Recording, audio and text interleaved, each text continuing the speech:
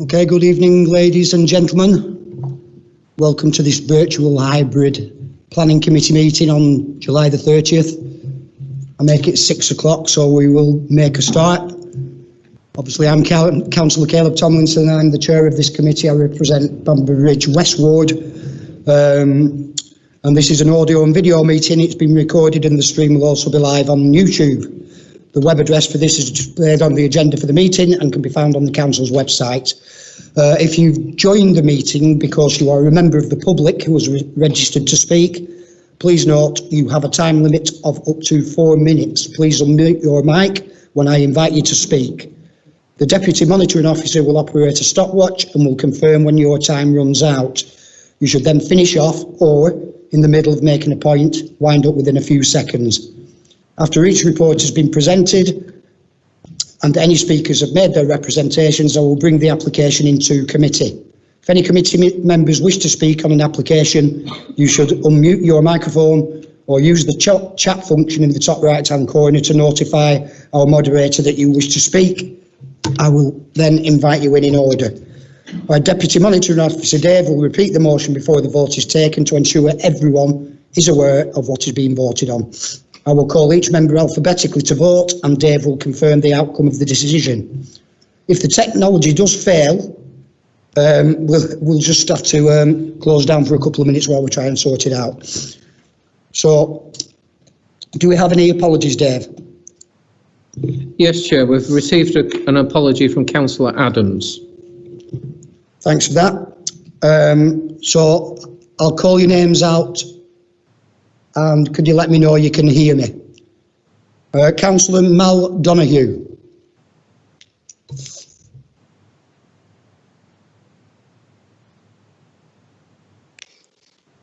Councillor James Flannery. Yes, Chair. Thank you. Councillor Mrs Mary Green. Yes, Chair. Are you in a caravan, Councillor Green? I'm in the car. Councillor John Hesketh. Yes, Councillor John Hesketh here. Good evening. Councillor Cliff Hughes.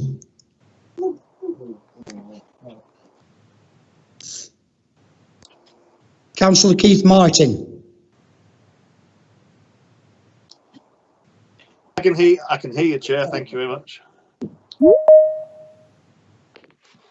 Councillor Christine Melia. Yes, I can hear you, Chair. Councillor Caroline Moon. Yes, Chair. Councillor David Shaw.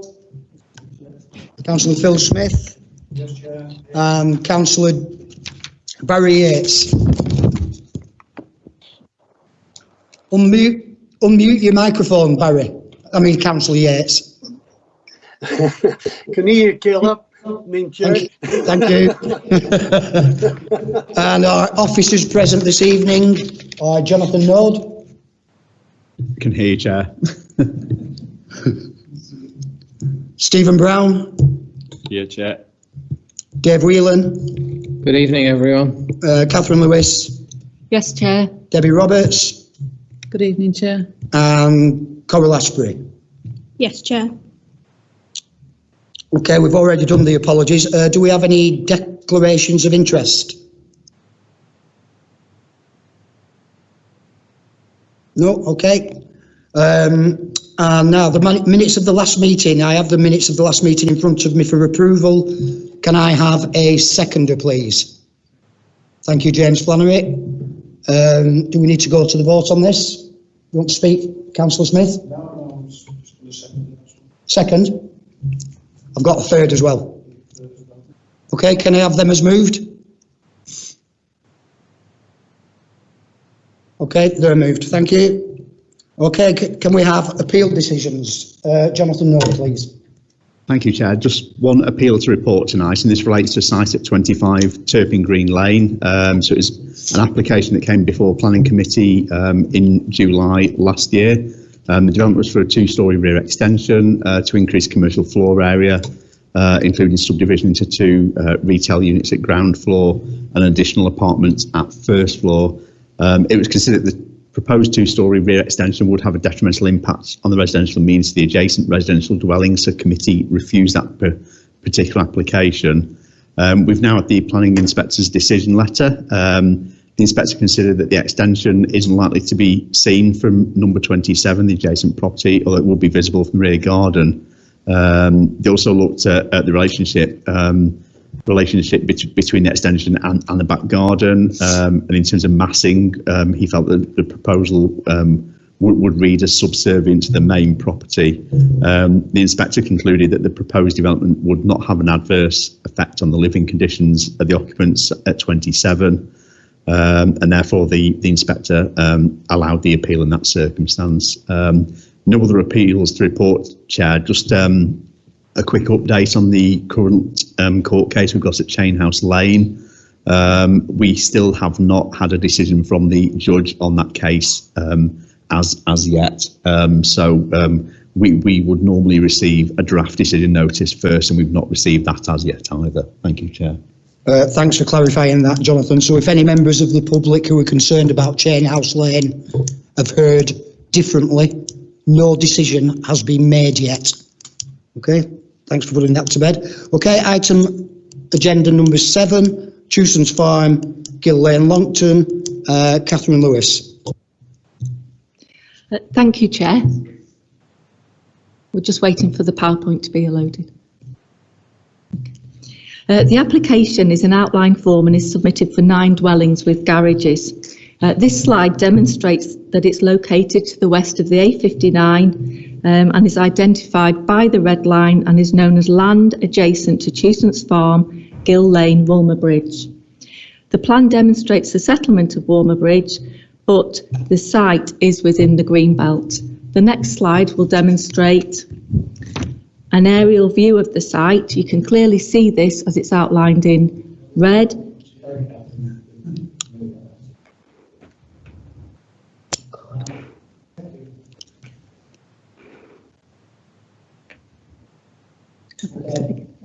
Okay, thank you, Chair.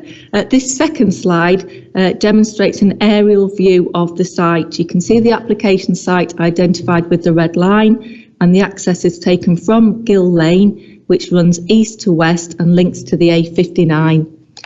The next slide demonstrates the site in a little bit more detail. The site is flat and a green field, and has a dilapidated caravan which is in a rectangular part to the eastern boundary of the site.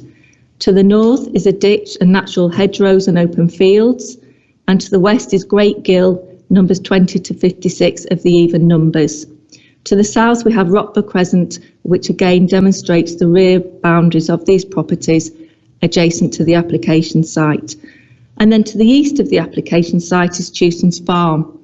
This comprises 3 existing dwellings: Chewson's Farm, Chewson House and Chewson's Barn with an annex. Chewson's Farm was a previously commercial livery stable and yard and a sand paddock, and had a number of outbuildings which has ceased. And as it was classed as previously developed land, planning permission was granted for 4 dwellings, 3 as part of a courtyard style to replicate the rural aspect of the site, and 1 as a cottage. The next slide demonstrates an extract from the policies map of the South Ribble local plan. You can clearly see that the site is designated as green belt, and it's washed over with the green on the slide in front of you. The government attaches great importance to green belts. The fundamental aim is to prevent urban sprawl by keeping land permanently open. The essential characteristics are their openness and their permanence. And we can clearly see the settlement boundary of Woolmer Bridge together with the green belt. The next slide will demonstrate a illustrative master plan. Although the application is in outline form, it is accompanied by this type of master plan, which demonstrates 9 dwellings.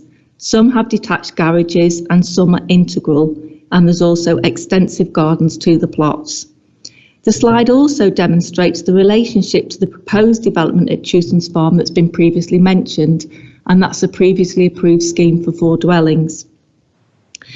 We've received over 29 representations to the site from about 17 properties in total. And the concerns that are raised are about the principle of the development, loss of the green space, loss of open countryside, flooding and drainage issues, ecological aspects, but none of the statutory consultees have raised any objections to the scheme.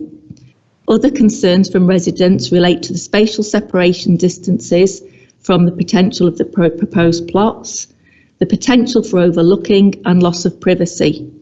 However, these aspects would be considered if a more detailed application was submitted under reserved matters or perhaps as a further full application. The next slide will demonstrate the access track. Lancashire County Council highways have no objection in principle to the development, subject to some off-site highway works. This would also require some passing places to be created and would involve the loss of parts of the hedgerow. Following the residents' concerns about the increase in the amount of traffic, not only from the proposed development, but also from the existing approved scheme, your officers sought clarification from Lancs County Highways. However, they are satisfied that the development can be made acceptable. The council does have concerns, however, about the changes to the character of the access lane and the impact upon residential amenity that the proposed development would have, and especially to the properties that back onto the lane. The next slide demonstrates a few photographs. There's about 3 or 4 to follow.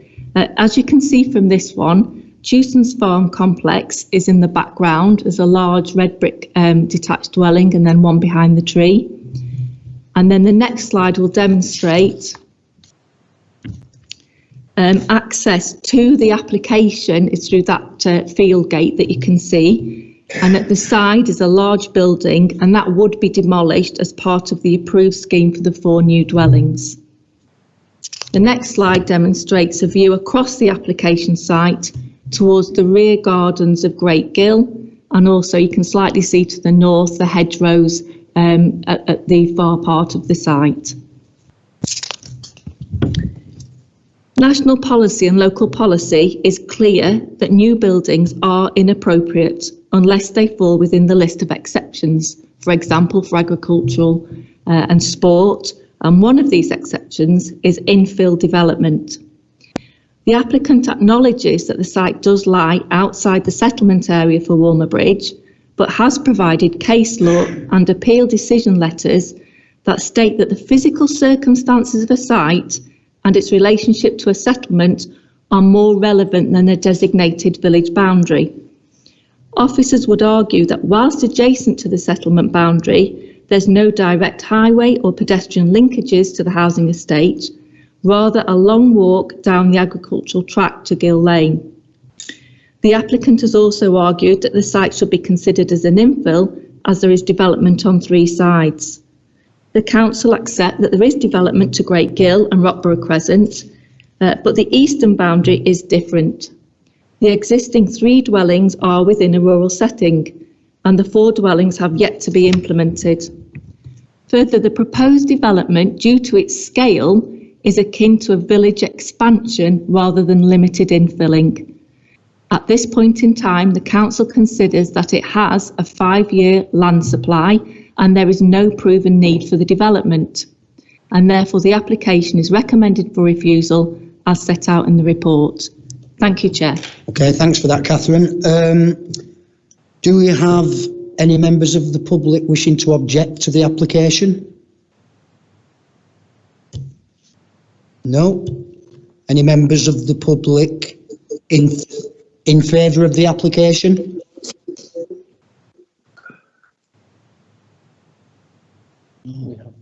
That's next. Okay, do we have the applicant or the applicant's agent wishing to speak?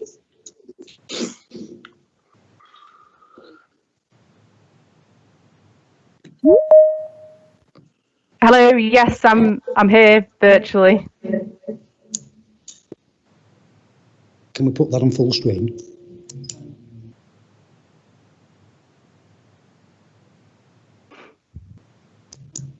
Okay, good evening. If you'd like, is it Sophie Marshall? It is, yeah. Can you hear me okay? Yes, we can hear you, Miss Marshall. If you'd like to make your representations, you've got 4 minutes, okay?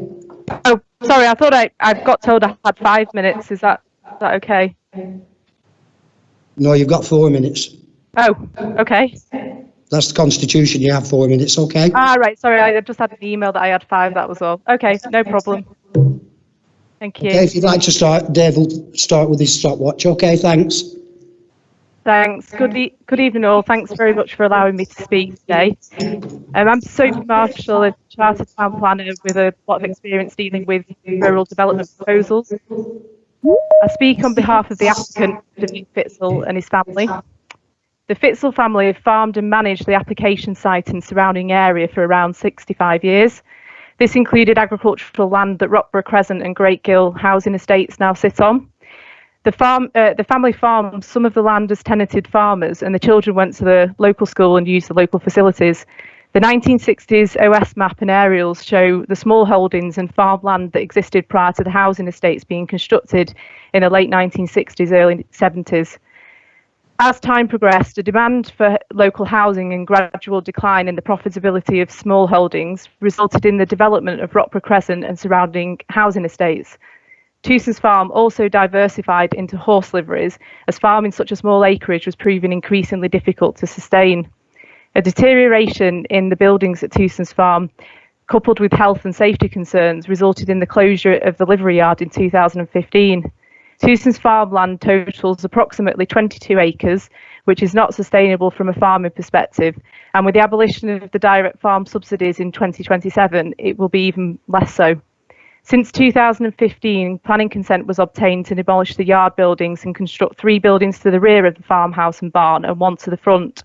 A further planning consent was gained for the farmhouse and extension to be used as 2 dwellings, which creates a total of 7 dwellings at Tewson's farm to the east of the site.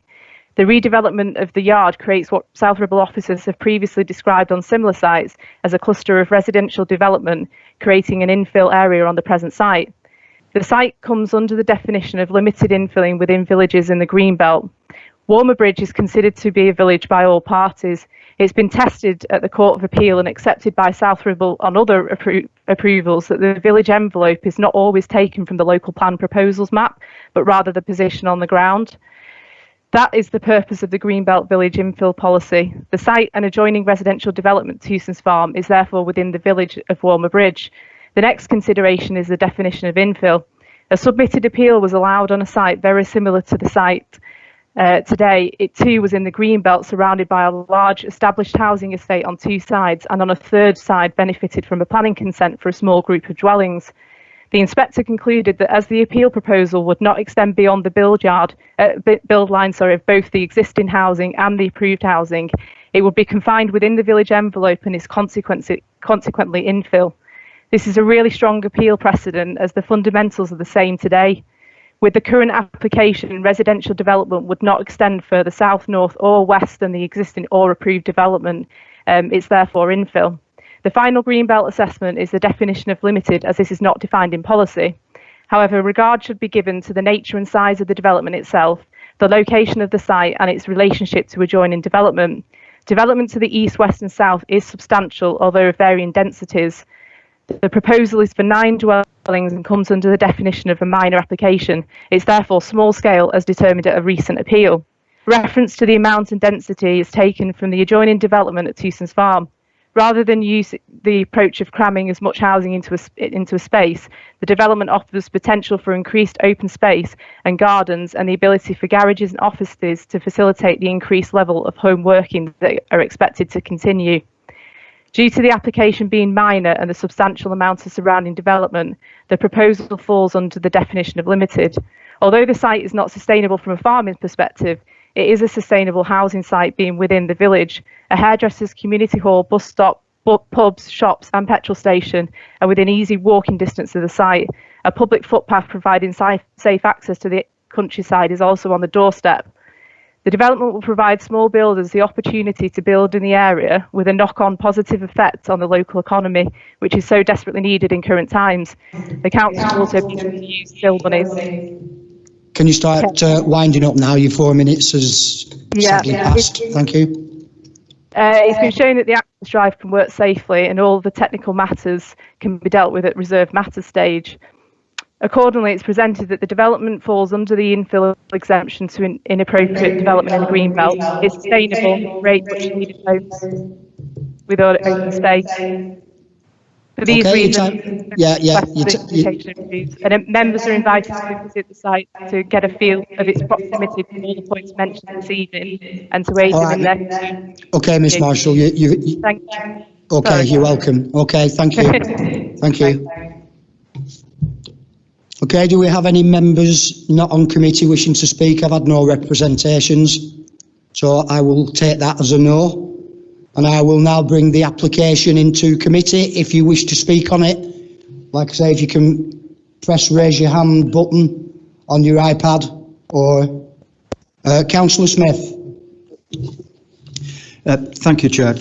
Could you just confirm, or could the officer just confirm that the application for for dwellings is still live, and that is on a separate application, and that could go ahead anyway? Thank you, Chair. Yes, the application is still live. Okay. Councillor Yates.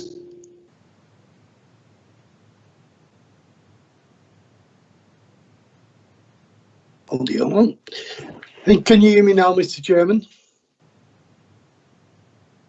Mr. Chairman? Yeah, I can hear you, Councillor Yates. Right, thank you.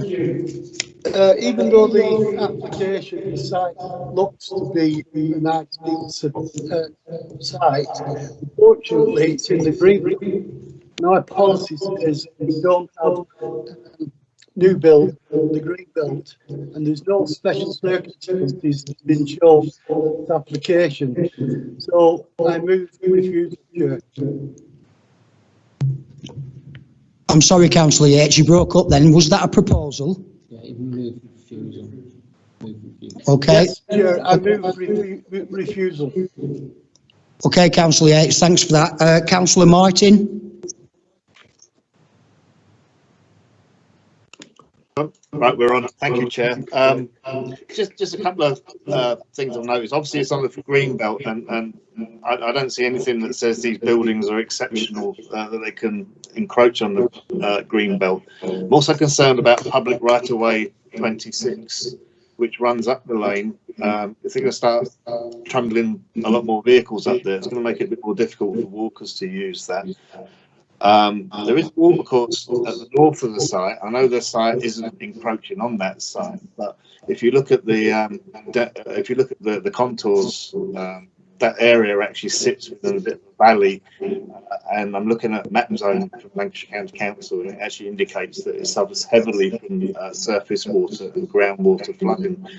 So I worry that any building on there will push that water further onto the already built area. So I would like to second the refusal. Okay, thanks, Councillor Martin. Do we have anyone else wishing to speak? Councillor Phil Smith. Yes, Chair, I will go along with refusal for the three items, that the reasons for refusal that the officers put down in line with that. Thank you.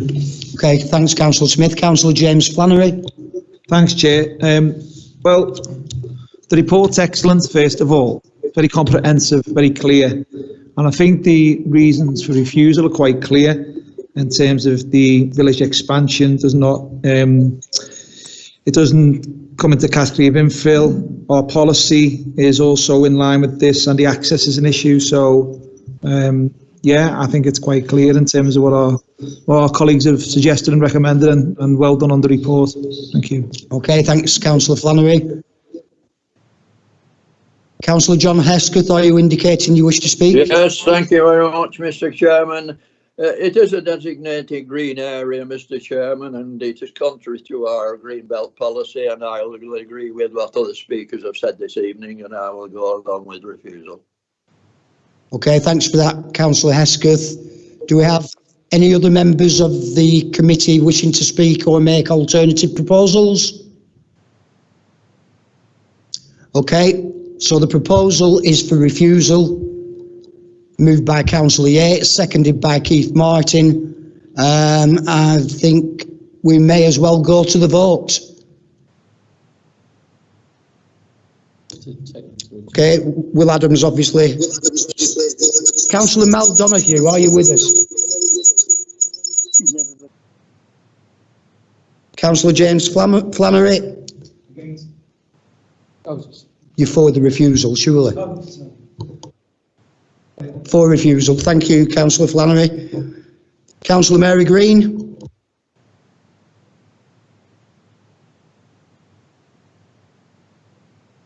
Councillor Mary Green? Councillor Mary Green, you're muting yourself. No, I'm not. I unmuted it, but it did itself.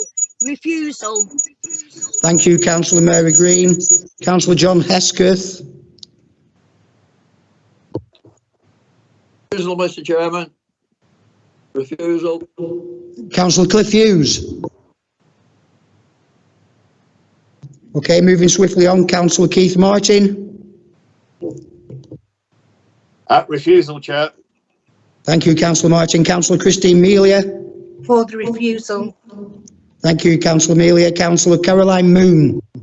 I'm for the refusal, Chair. Thank you, Councillor Moon. Councillor David Shaw. For refusal. Thank you, Councillor Shaw. Councillor Phil Smith. For refusal. Thank you, Councillor Smith. Councillor Barry Yates. I know you. For refusal. Okay, Councillor Yates. I am also for refusal for the reasons stated in the report. Dave, could you please confirm the outcome of the vote? Yes, Chairman, the application has been refused for the 3 reasons outlined in the report, and it was a unanimous decision of those who voted. Okay, thanks very much for that, Dave. Thanks for your time, Ms Marshall.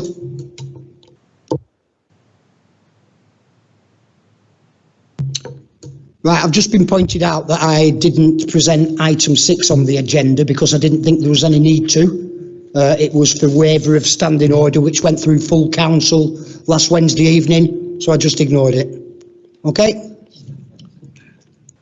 Thanks for that. Okay, item 8 on the agenda, land at Cottage Gardens, Bamber Bridge.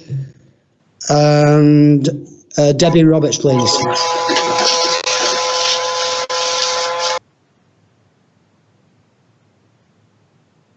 Thank you, Chair. I'm not sure what happened there, but... Oh, hang on. We started again.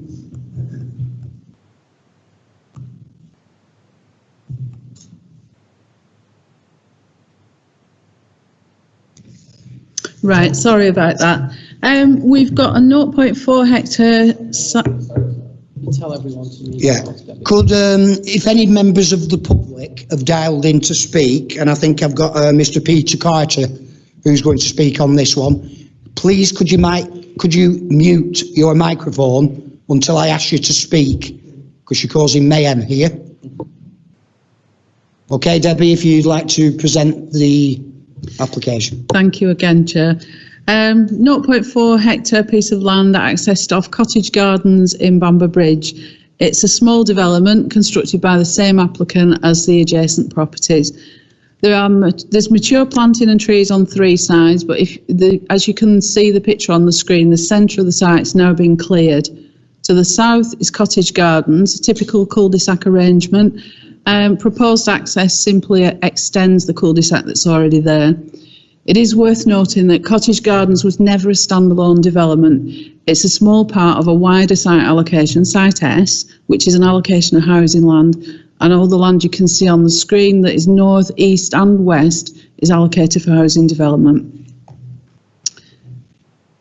Okay, just a better view of the site, the wooded area at the end. As I said earlier, the centre of the site's cleared.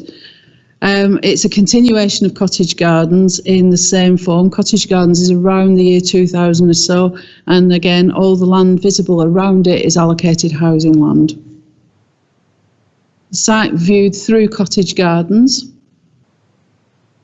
and the access from Brindle Road. It's a nice wide road. The sight lines and access are acceptable to Lancashire County Council Highways team. Okay, the proposal is for 11 detached dwellings with associated work and infrastructure. Two-storey detached units. We've got 8 4-bedders and 3 3-bedders. Spatial separation, amenity space and off-road parking comply with adopted standards, and as you can see, they relate well to the properties that have already been built by the same developer. The design also reflects that of cottage garden development. You can see that the development just extends the existing cul-de-sac in almost the same form. There'll be supplementary landscaping throughout and around the sites. Some of the boundary trees and hedgerow need to be removed for tree health reasons, but the mature TPO oaks will remain and the lost trees will be replaced. The council's arborist is satisfied with that approach, and we've had a landscaping scheme that he's approved. The edges of the site boundaries will also have a beech hedge and a post and rail fencing with temporary stock-proof fencing, a lot softer than a standard estate fence scheme. There is no drainage proposal submitted with the application. I know we've had some concerns from residents about that, but as is standard practice on a scheme like this, we would, if approved, we would put a condition on there to require that prior to commencement of development, and that's normal. We've also got a public open space contribution towards play areas at Bracken Close, natural amenity space at Furtherfield, and the playing pitches of Worden Park. Be 6 complementary house types. They are all the same height, despite the dodgy slide. That's my fault, but they would all be the same height. If we go back to slide 3, you'll see how they relate in design terms. Very similar style, same sort of layout. We've had 4 objections. 3 are in the report. 1 was a late representation, but the comments are as detailed in the report. No statutory objections, subject to conditions, and it's considered fully compliant with adopted policy. So we would move approval with condition, with the decision delegated to the chair, the vice chair, and director of planning until completion of a legal agreement related to public open space. Thank you, Chair. Okay, thanks, Debbie. We've got a registered speaker, Mr. Peter Carter, if you can hear us. I can hear you. Dear me. We can hear you. Okay. Good. Okay. Okay, we'll give you now 4 minutes, Mr. Carter, to make your representations. And when I ask you to tie up, if you can do so quickly. Okay, thank you. Thank you. Myself and some neighbours were going to be at the planning meeting after finding out late in the day where the sewer connection was to be and the proposed removal of trees around the site.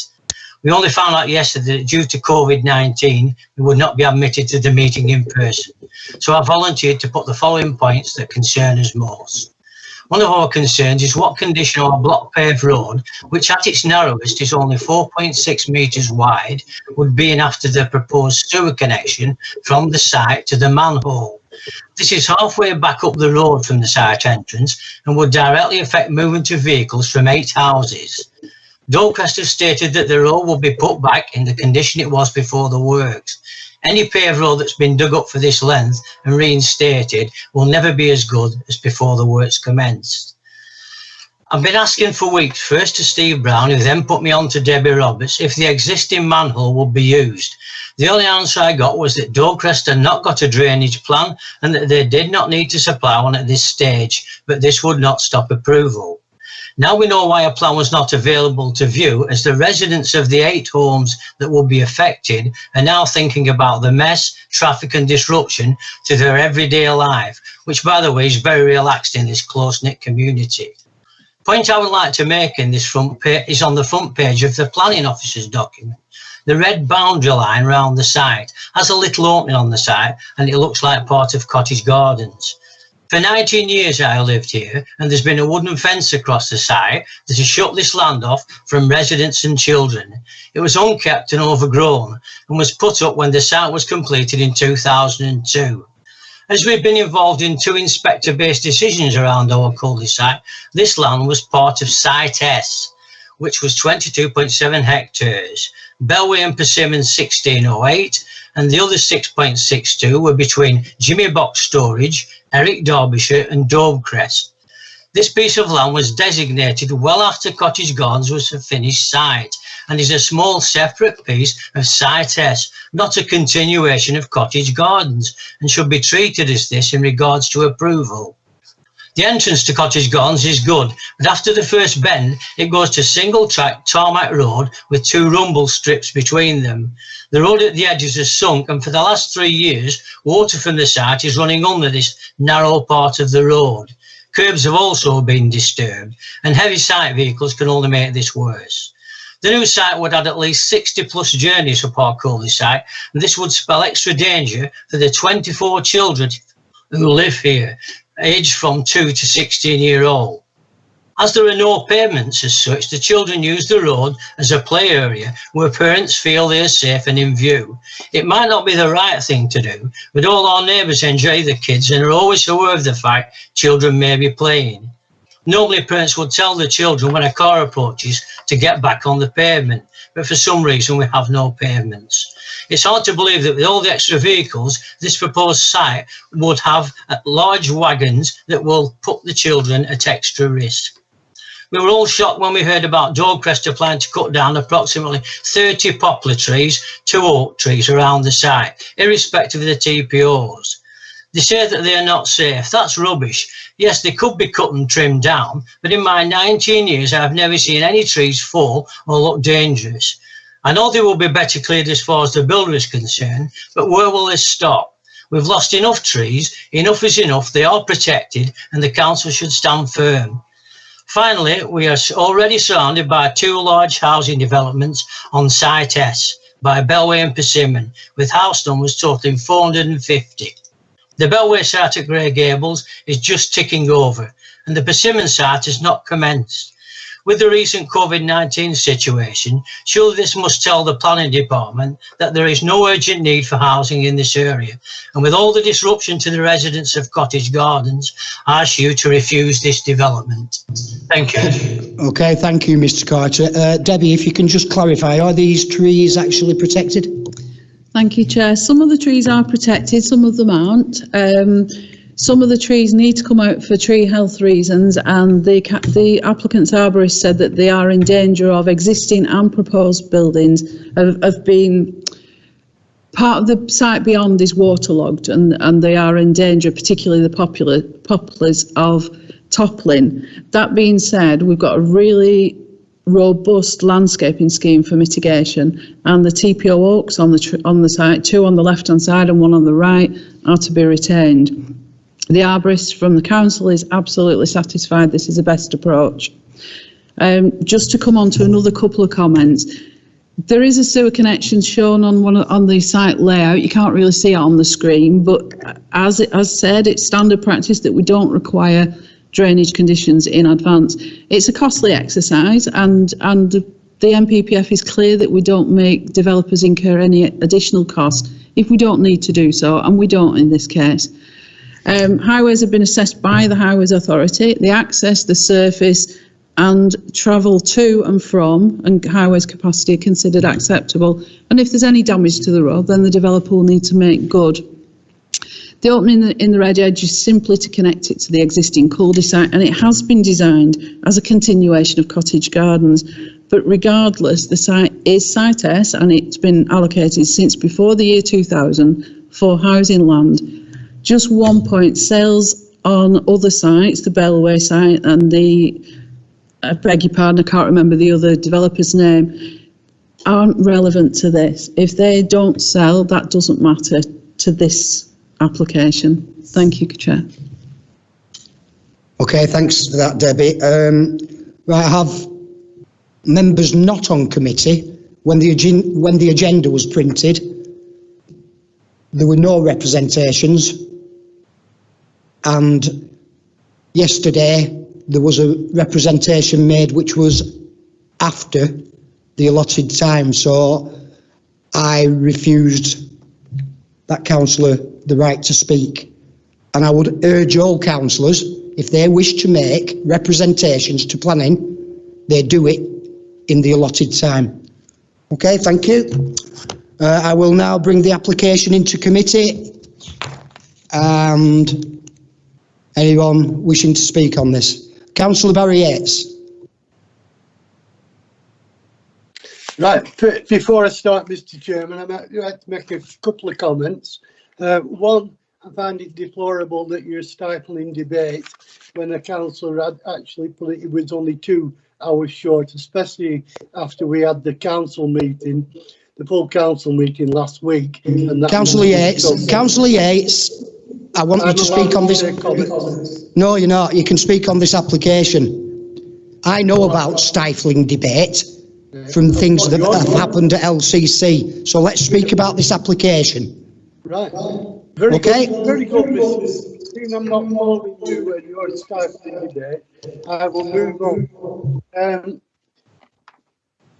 Just for land information, I find myself in a difficult situation now because the 2 local councillors are being refused to speak.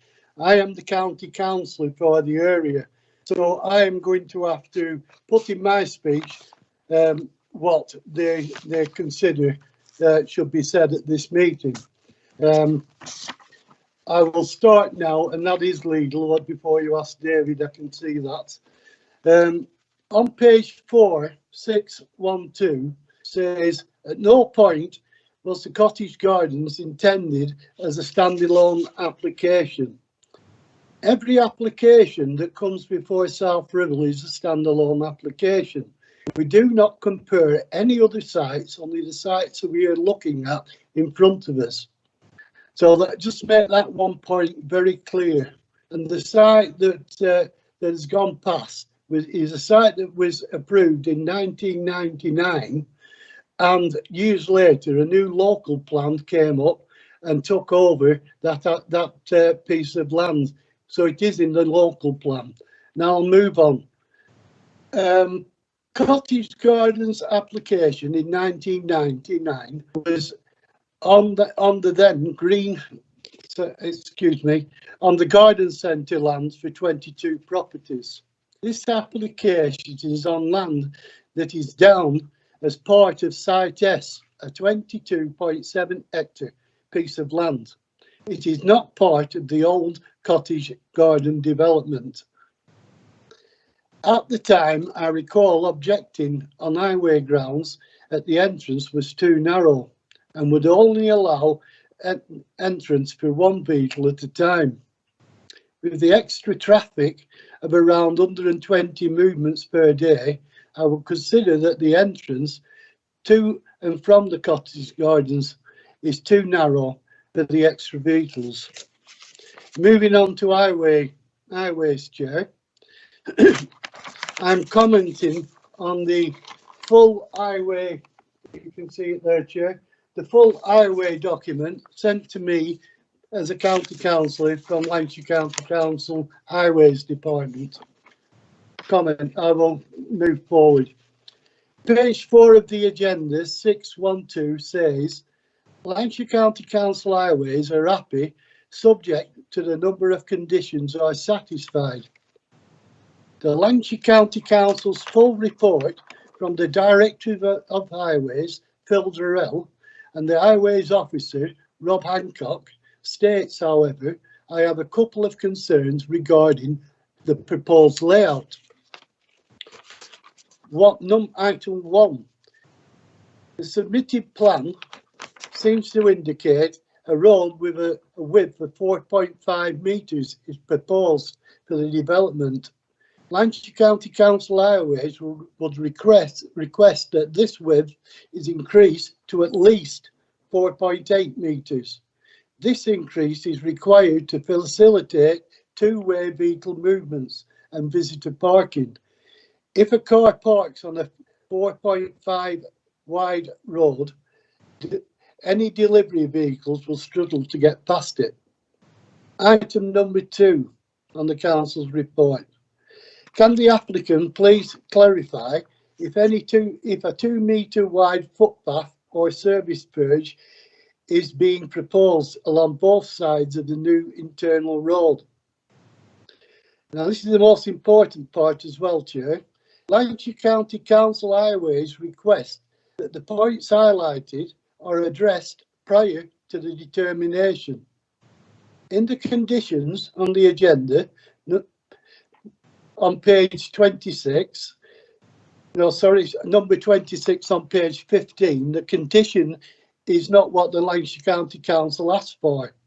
Lancashire County Council requested that point 1 and 2 are addressed prior determination, not after, prior determination.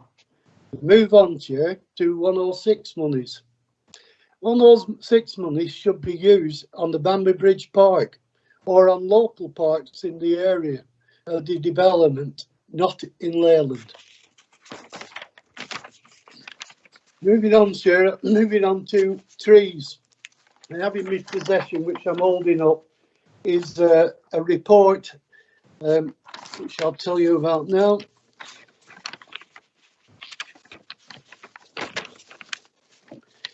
I'm commenting on the internal consultation report dated 23rd of June. The row of over 20-year-old trees that include 19 popular trees and 1 oak tree are to be removed. That's around the proposed site.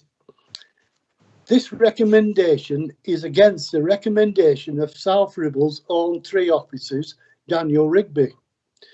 In Daniel's internal consultation report, it states the proposed removal of the row of popular trees and the single oak T3 protected under TPO 2014 number 7 is in breach of the local policy plan G13, trees, woodlands and development.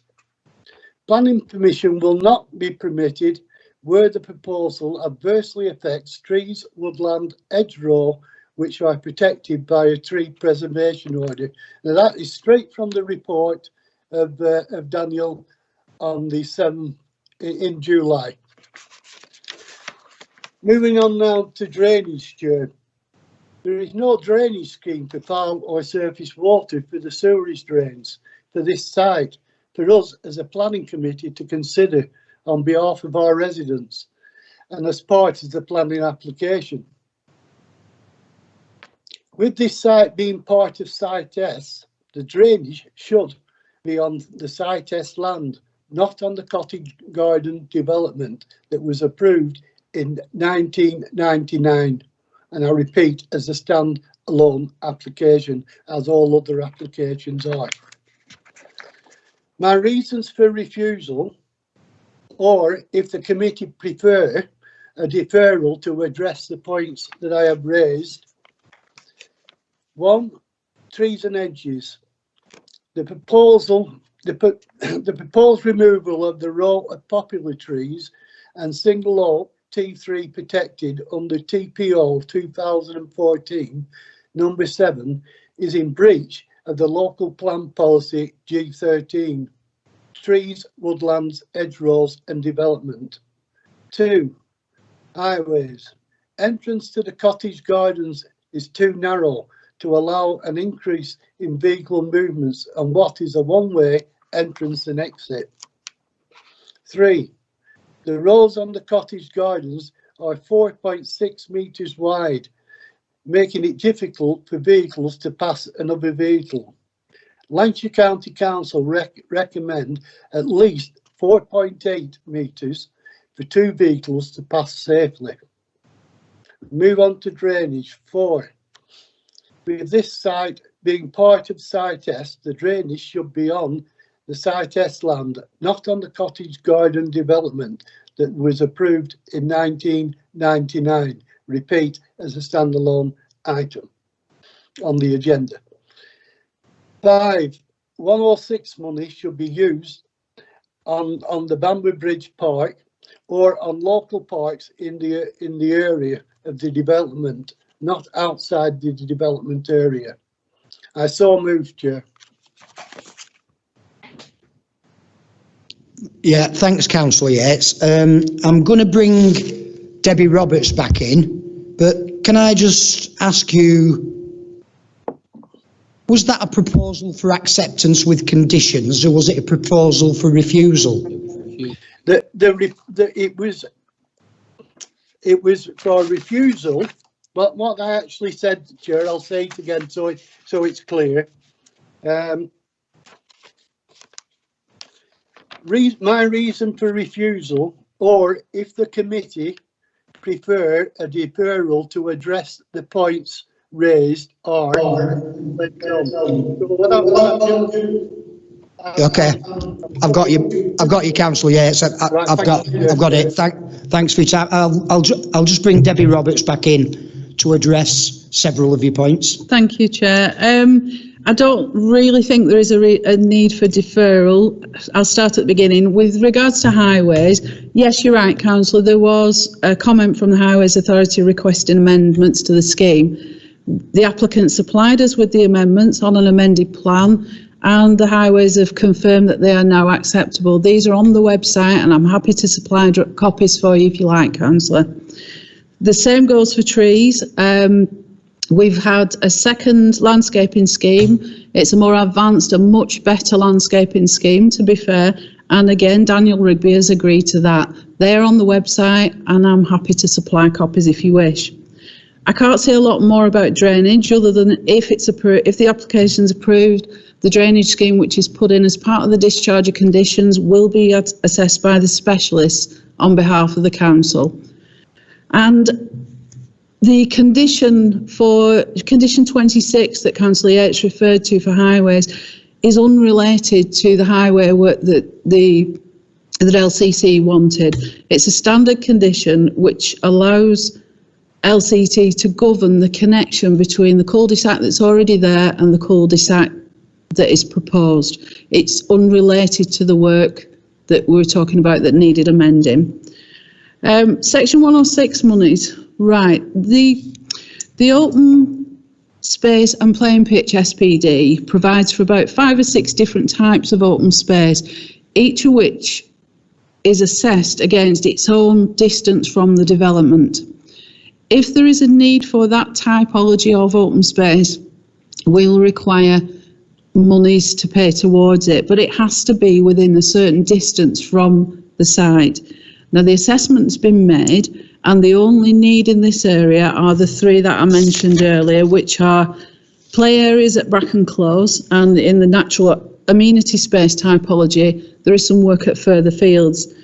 The SPD is very clear that the playing pitches are taken as a borough-wide assessment. There is no point having full-size playing pitches in each small settlement. So monies for playing pitches go to 2 or 3 larger sites throughout the borough. And we control the Section 106 monies tightly, as does legislation. We can't just ask for monies willy-nilly. All right, thank you, Chair. I've got Dave Whelan, Councillor Phil Smith, and then Councillor James Flannery. Yes, Chair. Just to clarify that final reason that Councillor Yates gave as a potential reason for refusal, namely he's unhappy with how the Section 106 monies would be spent and where they would be spent. Of course, that's not in the control of the applicants. I mean, that's essentially the council's officers telling them this is where the money should be spent. So, I mean, so therefore, for me, that would not be an appropriate reason for refusal. That's, I mean, if members are unhappy, they can try and advise officers to look again at where the monies will be spent. That would be perfectly appropriate if they were happy for the application to go ahead, subject to that 106. But I don't think it's a valid reason to refuse just because you're unhappy with, in effect, where the officers are proposing to spend the 106 monies. Okay, thanks for that, Dave. Councillor Phil Smith. Thank you, Chair. I have scribbled some notes down, but with regard to that playing pitch thing, I mean, there's a project that's on the go at the moment.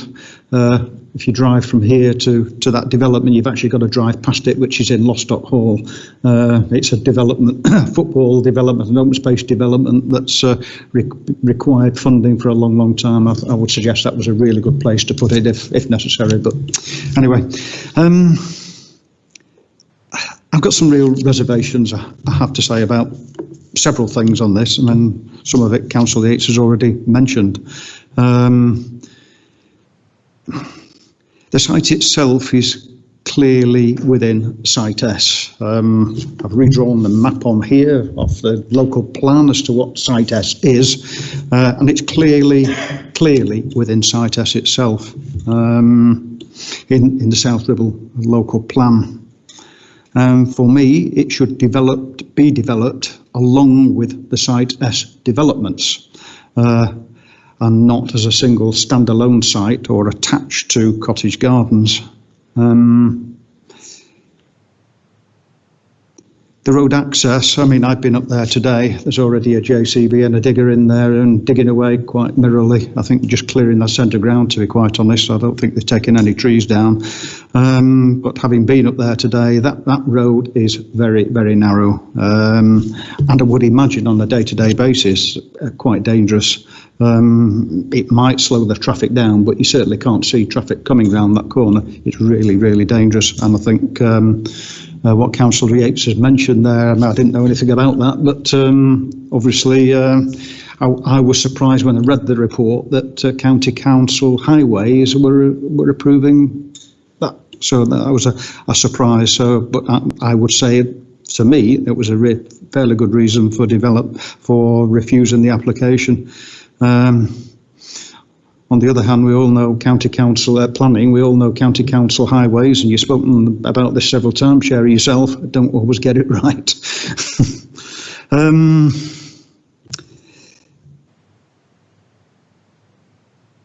Again, I have serious concerns regarding the trees, and I mean, whilst I've not walked across the site itself, there was activity on the site with a bulldozer or jig or whatever today, so I didn't go onto the site itself. When I looked at it, serious concerns about taking down what looked like to me, whilst I'm no expert, I know a bit about trees,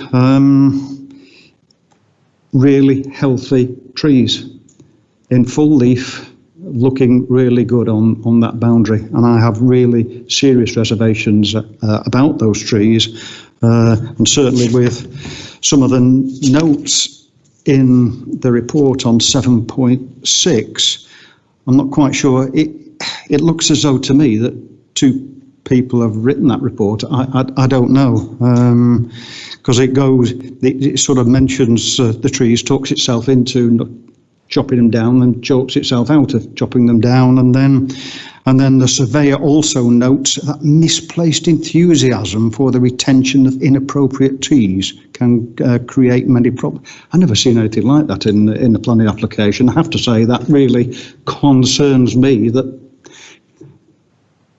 hasn't been taken seriously by whoever has written that report. I don't know who that is. And again, there's obviously tree protection orders on the trees. They've been put on for a reason, for a very good reason. And to me, those should remain on there, and the trees should not be chopped down. Popular trees, I know, are, they're not a mystery, popular trees. They do grow tall and they grow narrow. These ones are growing really, really well. They've been there for a long, long time. Now, should we as a council approve chopping that many trees down to approve a housing development? Or should the housing development take place out of the way of the trees and leave the trees in place? To me, this is not a good application at all. To me, the access of this should be via the developments that are taking place, and leave the people on cottage gardens to their nice little development that they've looked after for a long time. I think that's it from me for a minute, Chair, but those are my sort of immediate feelings. Okay, thanks for that, Councillor Smith. I do not wish to be pedantic, but they are called poplar trees, not popular trees. Okay, Councillor Flannery. Thanks, Chair. I'll be careful what I say here about the trees. Well, first of all, it was another good report, Debbie, so well done. I'm going to look at this in a different way. I'm going to start with the points made by Mr. Carter, because Mr. Carter is a resident representing the residents. And I do think, as a relatively new councillor and on the planning committee, I think sometimes we have to prioritise our residents. And I know we've got policy, and I know we've got the National Policy Framework, which we have to adhere to, but at the same time, people have got to live with this, and I think that people are a lot more important than development, there's no doubt about it. But there's too many ambiguous issues here. I've just made a note of them listening to colleagues. There's issues around areas which are waterlogged. I agree with Councillor Smith over the trees. It seems fairly incongruous when you see the map which Debbie showed us, with an area of flourishing, really healthy trees, and then all around it, nothing, but we're going to take the trees down to build. Seems incongruous, really. The access seems to be still ambiguous in terms of as Councillor Yates pointed out, the dimensions which are recommended by the highways as against what's being proposed. So I really can't understand being here as a councillor asking to decide on such a sensitive issue with so many ambiguous areas where there is no drainage plan. I've seen smaller developments come in here with drainage plans. Now, there was some comment about it may have been done on purpose. I don't know that. But as the agent wasn't represented tonight, is that right? Is the agent represented? So there's no agent. So once again, you know, the residents are prepared to get organised and represent what's happening in their community. The least I would have expected is the agent to be here too. So on the basis of the ambiguity which I've seen and the lack of drainage, although Debbie, you have said it's not a condition, I just think there's too many ambiguous things. So I'm going to move for a deferral. Okay, so you've got a proposal for refusal and a proposal for deferral. I have Councillor Mary Green, Councillor Keith Martin, and then Councillor Barry Yates to come in. Councillor Mrs. Green. Yes, Chair. I just want to concur with Councillor Yates totally. The erection of 11 dwellings potentially could be 25 extra vehicles using that access, and it's already narrow now, and I think another 25 could be even more vehicles could exasperate the situation down there. Plus, I'm in agreement with Councillor Flannery that those trees shouldn't be pulled down for the sake of pulling them down. So I'd like to second the refusal with Councillor Yates, if that's possible. Thank you. That's very possible. much. Of course, it's possible, Councillor Mrs. Green. Debbie Roberts, before I bring in Councillor Keith Martin. Just a couple of points to clarify. The council's arborist has been to the site, has seen the trees and has assessed them on site. It wasn't just a desk-based study. So if there's any ambiguity about the trees and about mitigation on the back of any tree removal, there is no concern that he's not looked at them. Separately, drainage. I know I've said it over and over again that we will condition the drainage prior to any commencement of development. And we've got to bear in mind that if the developer can't drain that site successfully, then he can't develop. It's as simple as that.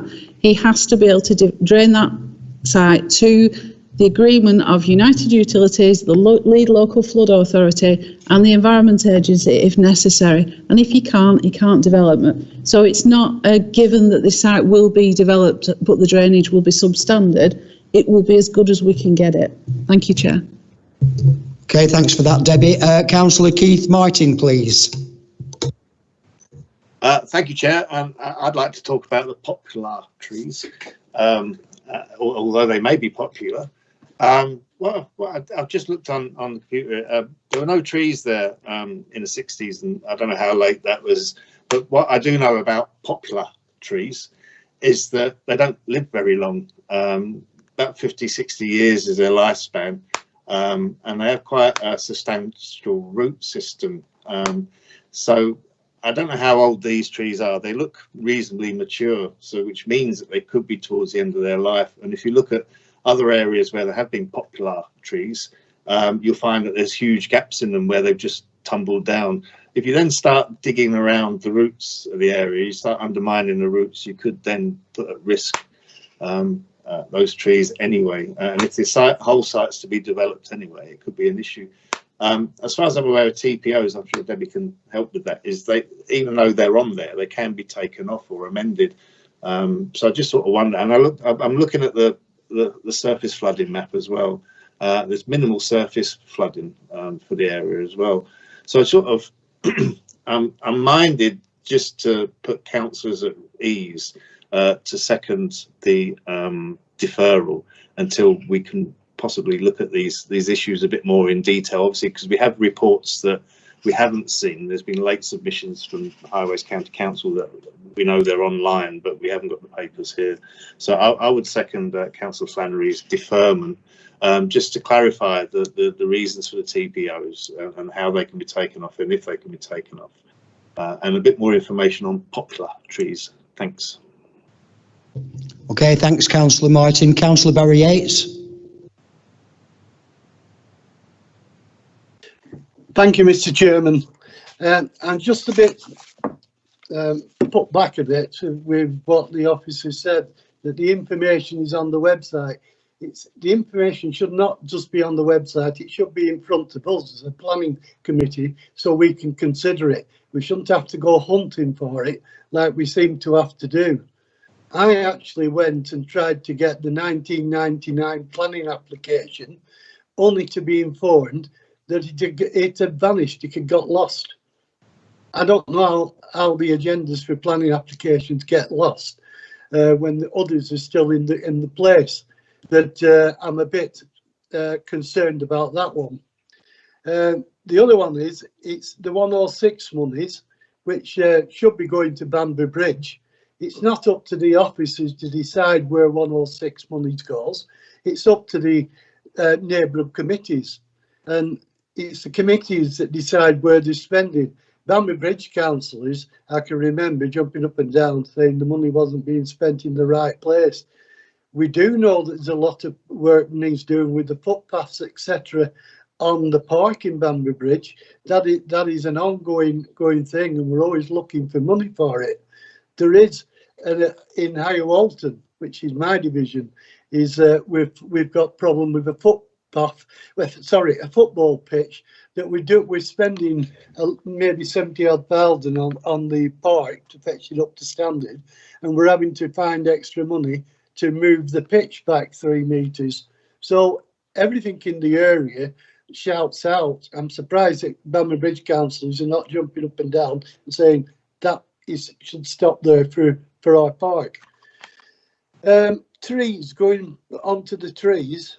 The trees are in really good condition. I can't understand why we have 2 reports. One report from our expert, which is Daniel Robert, which is Daniel, and he states in his report, which I've showed you, I've got here, that it's against planning permission to do this. It's he actually states that you cannot do it. You cannot remove them trees, and point blank. Now, why somebody else has got his arm up his back or somebody else just to say, no, the trees are wrong now, Daniel, you must have made a mistake, maybe. I doubt it, because Daniel is an excellent officer of South Ribble.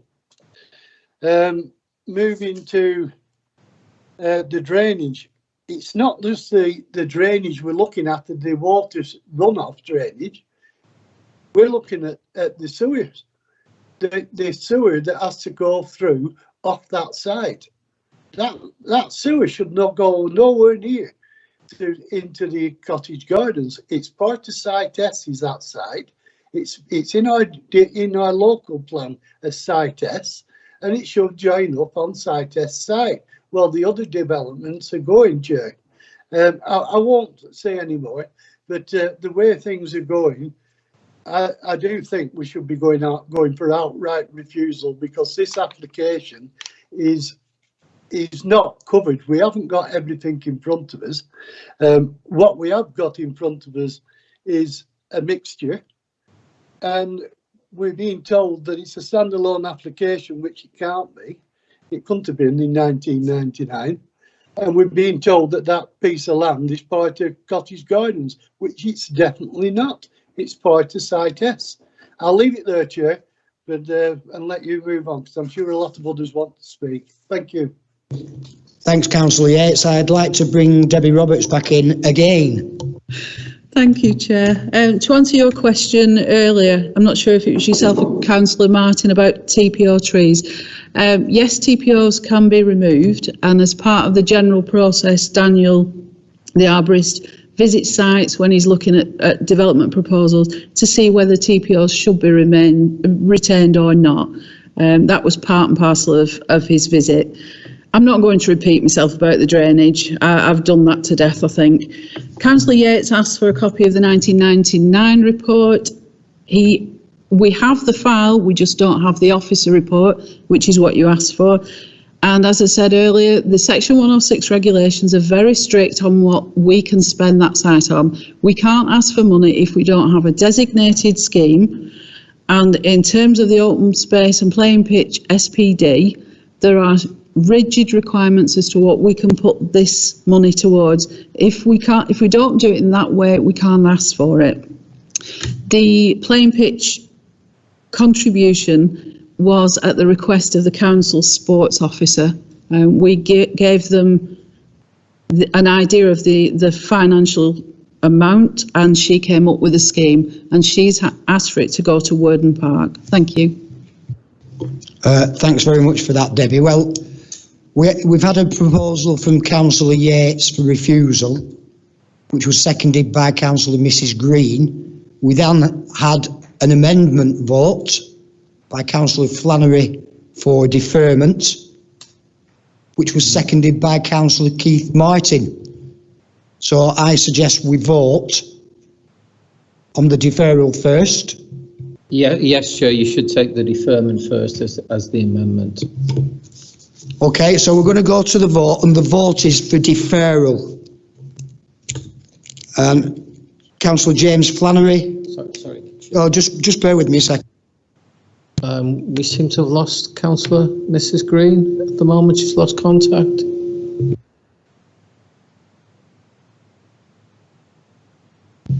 It's a matter for you, Chair, but you may just want to give her a minute or two to see if... Oh, she's back on. Councillor Mrs Green, are you back with us? Hello? Hello. Leyland calling, hello. Councillor Green. Yeah. Vote against. Yeah, no. Mrs Green, you lost us for a while. So... Just a minute. Right, can you hear me now? We could hear you before. What we're voting on is an amendment. We're voting on a deferral on this, and I'm going to call you out. I'm going to call you out in alphabetical order, and it's either for deferral or against deferral. And if this falls, the amendment, we then go to the proposal by Councillor Yates for a straightforward refusal.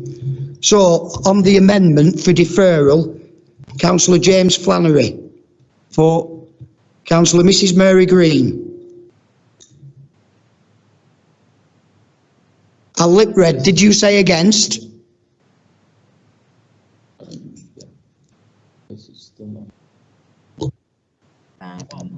Councillor Mrs Green. Against deferral. Against deferral, thank you. Sorry, Councillor Thompson, I should have stepped in before. What are the specific reasons for deferral? Is it for greater clarification over the issues relating to trees and drainage and those sort of issues? Yeah, that's fine. Councillor John Hesketh.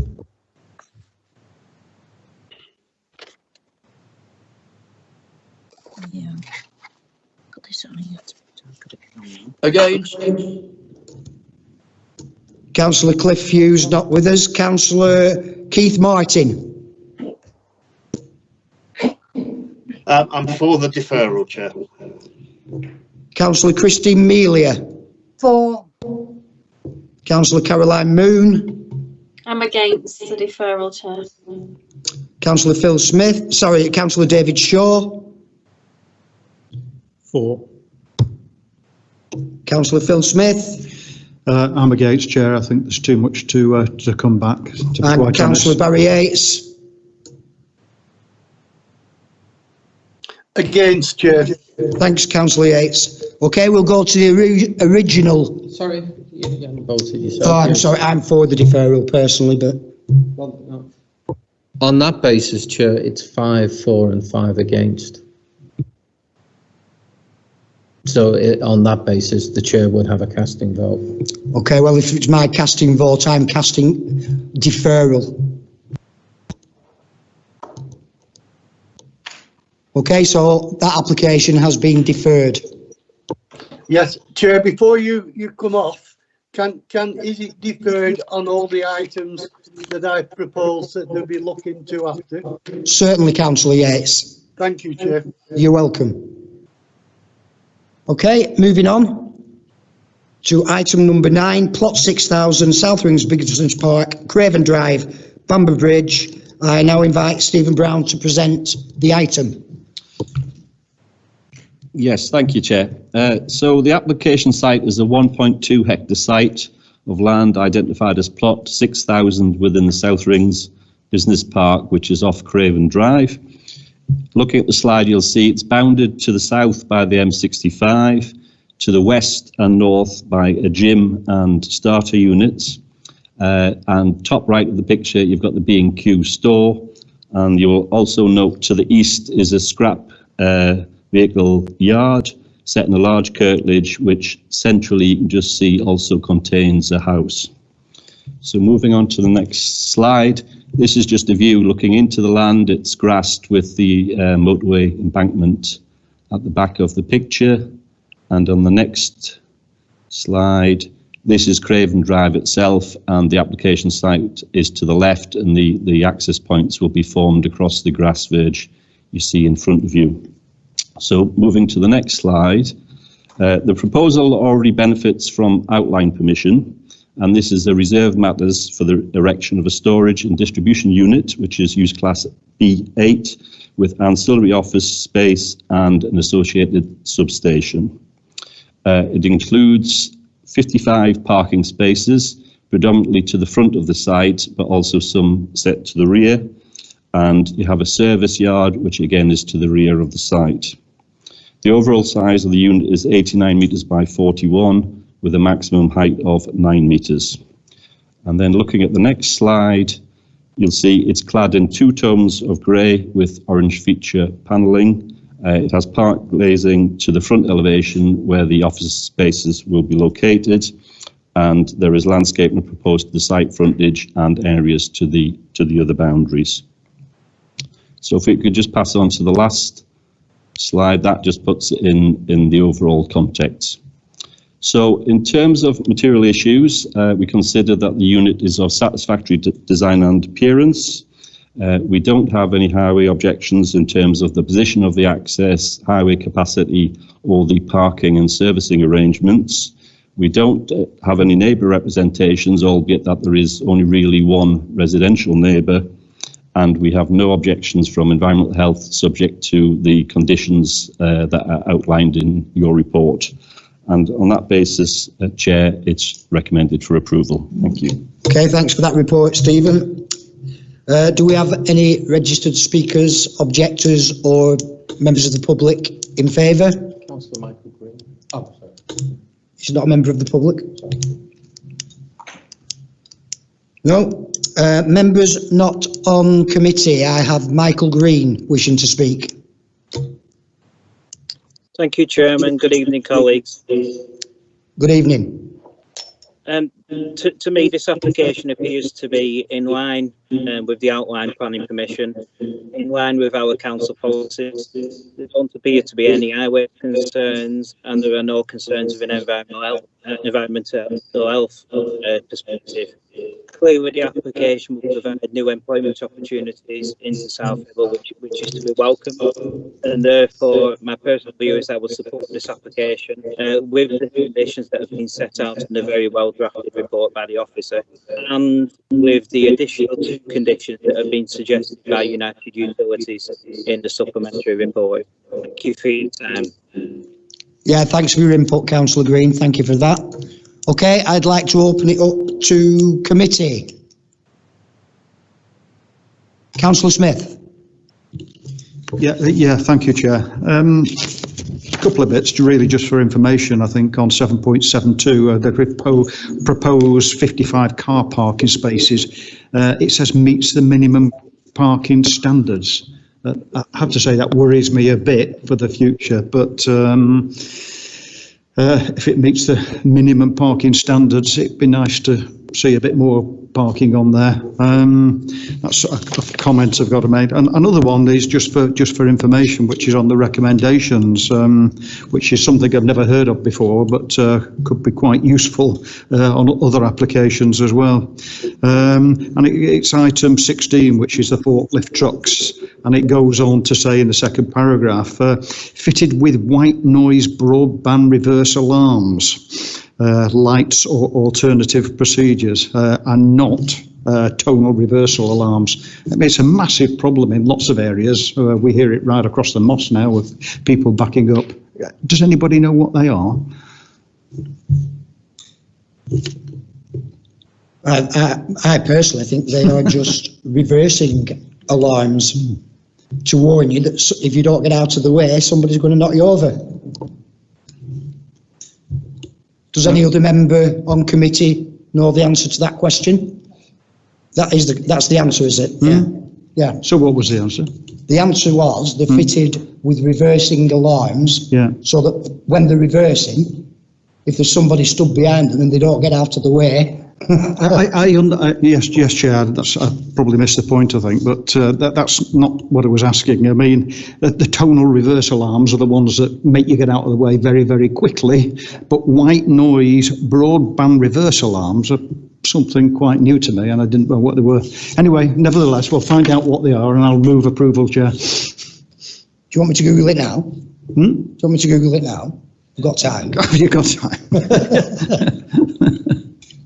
My understanding is there are just a much quieter noise, a much quieter tone of alarm, but we can bring it back to a future committee just for clarification, because this is the one that Environmental Health have just really started asking for in recent months, to be fair. Yeah, right, thanks for that, Stephen. It's really interesting, that. But anyone else on committee wishing to speak? Councillor Martin.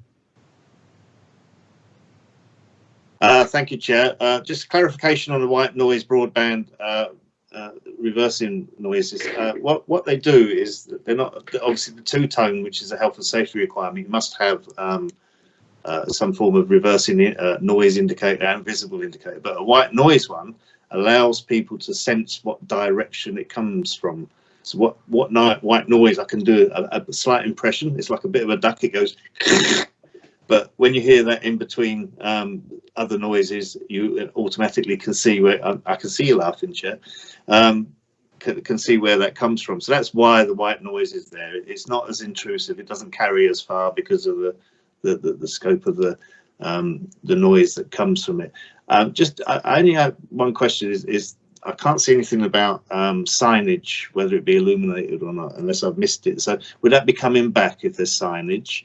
And the other thing I sort of worry about is obviously the overhead cables. I think they're at least 132,000 volt cables, so they would need to be safeguarded. But I'm sure that would be part of any method statement. So I would second Councillor Smith's approval. I'll just bring Stephen Brown back, and thanks for that information, Councillor Martin. You're a wealth of knowledge.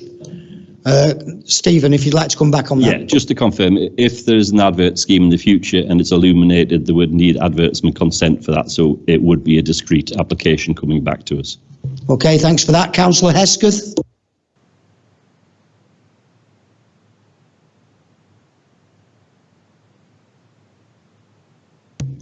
Councillor Hesketh, you're muted. Unmute yourself.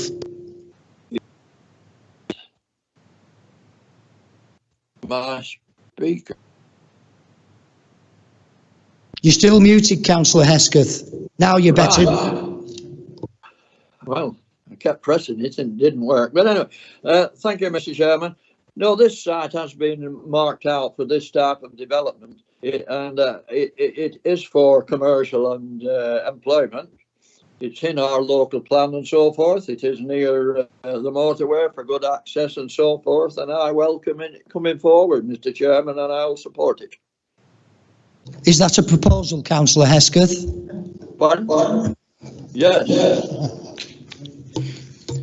Right, I'm going to go straight to the vote, and I will call you out alphabetically again. Councillor James Flannery, Councillor Mary Green, 4. Councillor John Hesketh, 4. Councillor Keith Martin, 4, Chair. Councillor Christine Melia, 4. Councillor Caroline Moon, 4. Councillor David Shaw, 4. Councillor Phil Smith, 4. Councillor Barry Yates, 4. and I am also for it. Dave will confirm the outcome of the vote. Yes, Chair, that's a unanimous vote in favour of the, with approval for conditions for the development at South Rings. Okay, that ends tonight's meeting. Thank you all for your attendance. I hope you're all nice and comfy at home. I've got a window behind me here and I'm sweating like mad. All right, thanks very much indeed, everybody. Good night.